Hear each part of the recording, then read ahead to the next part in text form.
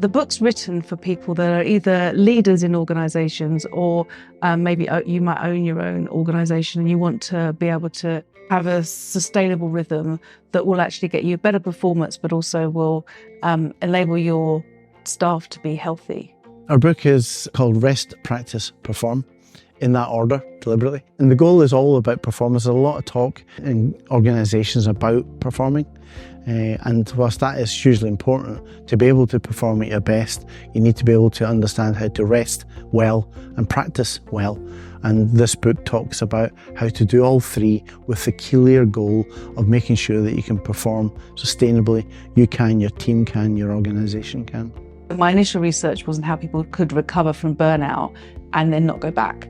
And separately, John was really interested in organisational performance, but was finding a lot of the material he was reading about organisations wasn't really helpful, but where you could find quite a lot of literature was in sport.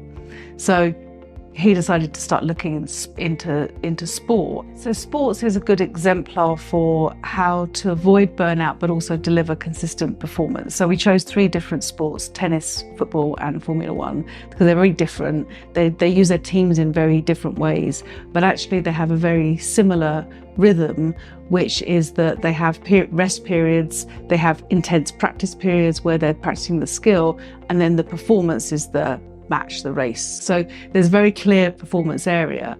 And so the research that we did was really looking into what they did in order to sustain that. We use elite sport as an analogy for how organisations can perform.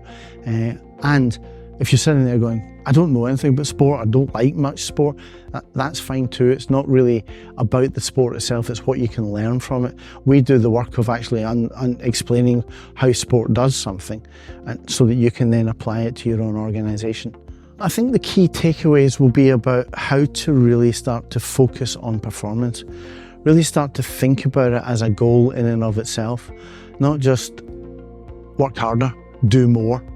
Really think about what are we trying to perform at and for. So one of the key things will get people to really think about that.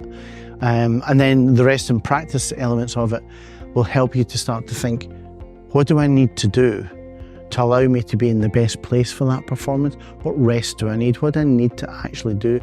So we'll give you lots of hints and tips as to where your organisation needs to focus, where you need to focus for yourself. So I expect people who have read, the leaders who have read this book, to actually perform better.